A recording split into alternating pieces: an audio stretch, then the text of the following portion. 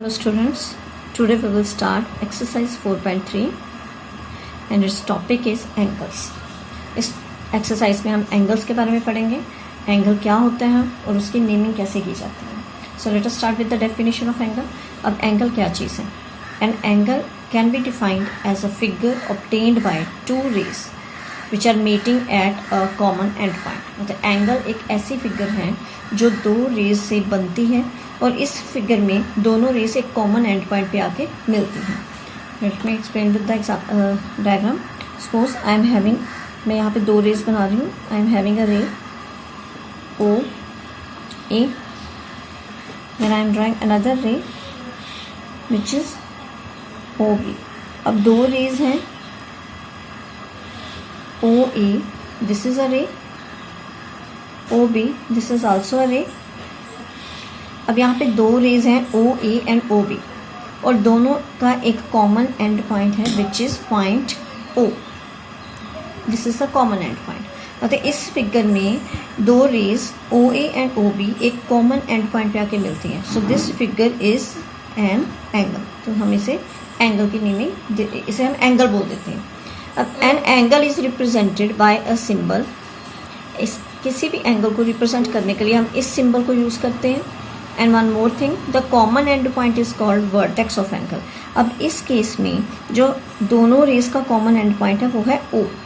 तो इस O point को हम बोलेंगे यहाँ पे वर्टेक्स. इट मीन्स कि इस एंगल में हमारे पास रेस जो हैं वो हमारे पास है ओ ए रे एंड ओ बी, और इस एंगल का जो वर्टेक्स है दैट इज ओ. तो इस एंगल में दो रेज हैं O A and O B and one common point that is vertex, वो है यहाँ पे ओ.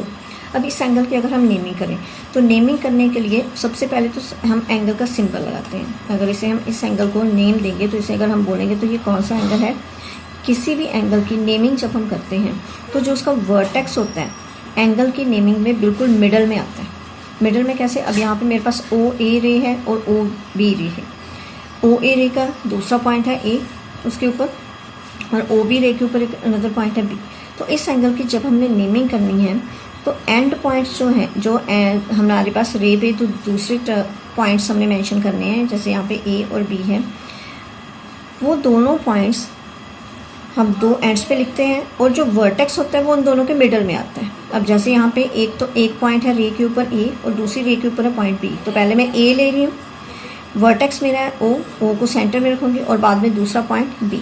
इसे एंगल ए ओ बी या एंगल बी ओ ए भी लिखा जा सकता है. मतलब किसी भी एंगल की नेमिंग में जो रेज के ऊपर हम बाकी दो पॉइंट्स मेंशन करते हैं वो हमारे साइड्स पे होंगे और जो वर्टेक्स होता है उसे हमेशा मिडल में लिखा जाता है. और अगर इसे सिंबल यूज़ करके लिखना हो तो इस एंगल की नेमिंग क्या है मेरे पास, ए ओ बी. तो इसे मैं लिखूँगी एंगल ए ओ बी. यहाँ इसे नेम दिया जा सकता है एंगल बी ओ ए.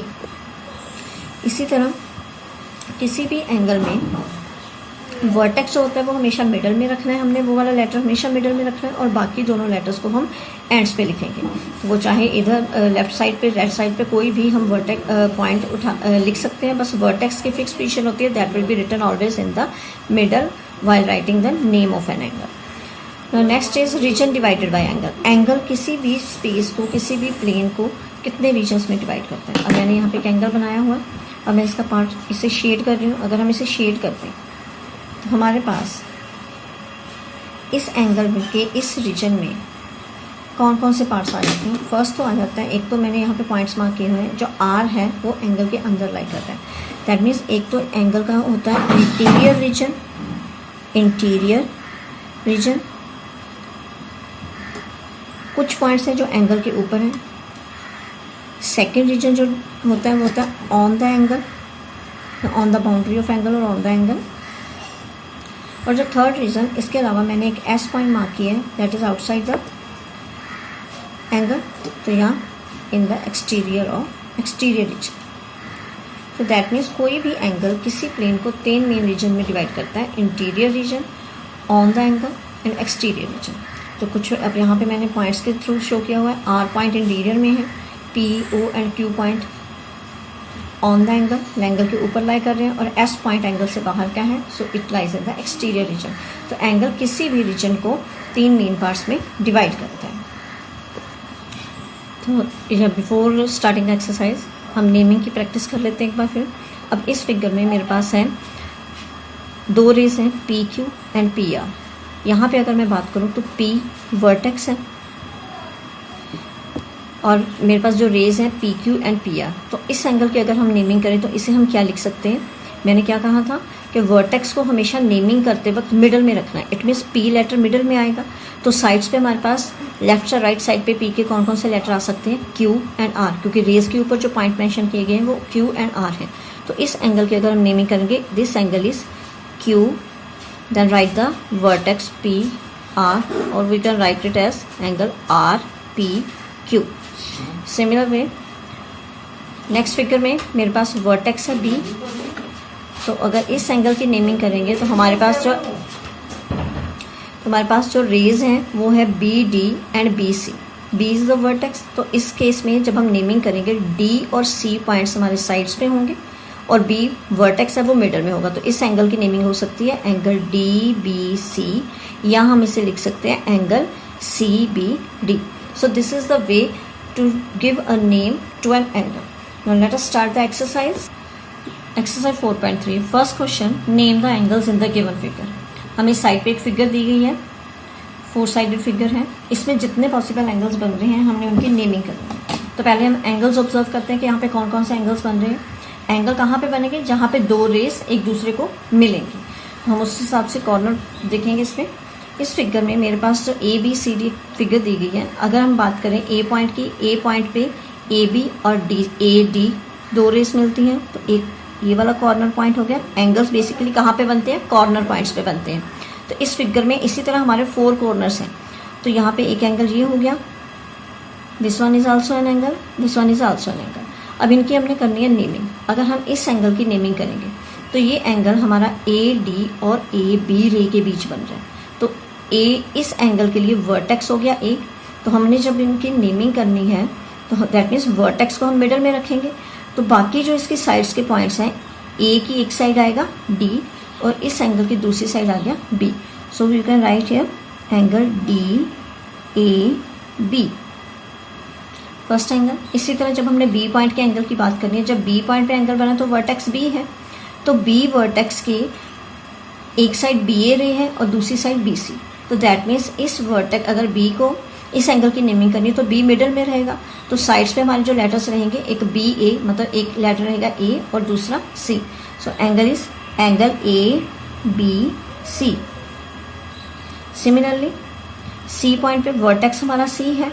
तो रेज कौन कौन सी है सी से, एक तो सी डी रे, सेकंड सी बी रे। तो इस एंगल की अगर हम नेमिंग करेंगे तो इस एंगल में क्या होगा, सी हमारा मिडल में रहेगा और साइड्स पे डी और बी आएंगे। So you can write here angle B C D. और 4th एंगल बन रहा है डी पॉइंट पे। अब डी पॉइंट से हमारी 2 रेज निकल रही हैं, D C and D A. तो दैट मीन डी वर्टेक्स है तो डी मिडल में रहेगा। एक रे है डी सी, तो एक साइड पे सी लेटर आएगा और दूसरी रे है डी ए, दूसरी साइड पे ए लेटर आएगा। तो इस एंगल की नेमिंग हम क्या कर सकते हैं, सी डी ए या ए डी सी। मैं सी डी ए लिख रही हूँ, angle C D A. So these are the 4 possible angles which are formed in this figure. Now second question is, in the given diagram name the points which lie in the interior of angle DOE, in the exterior of angle EOF and on angle EOF. हमारे पास इस figure में angles दिए गए हैं, 2 angle हैं। इस figure में हमारे पास बेसिकली 3 एंगल्स बन रहे हैं, first, second and this full angle.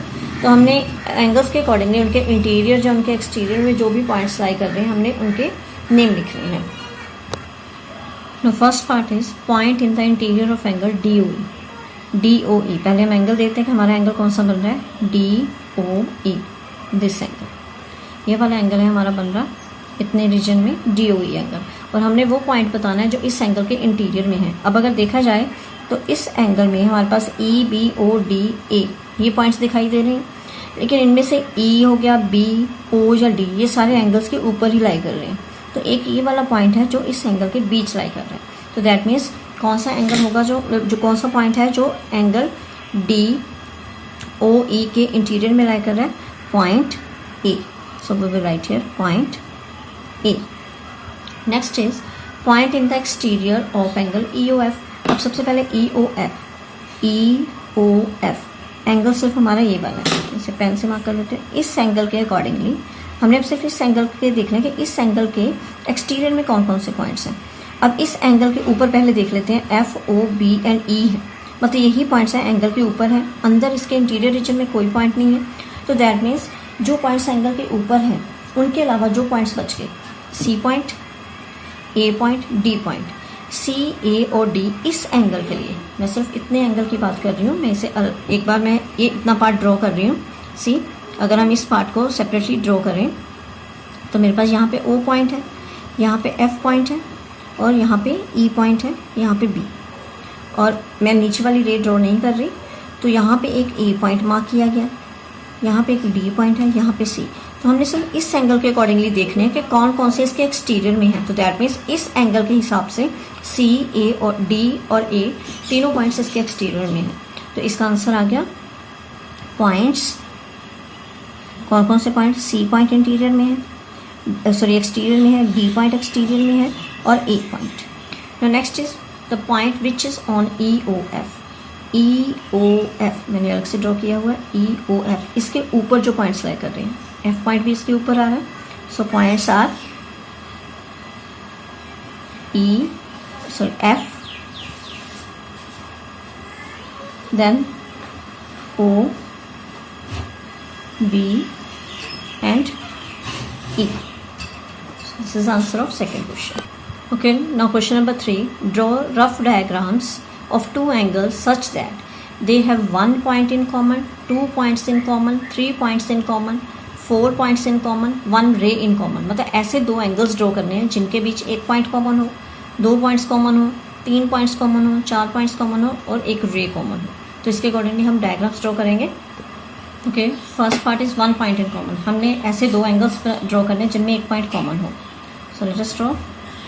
तो यहाँ पे हम एक कॉमन पॉइंट से दो एंगल्स ड्रॉ करेंगे।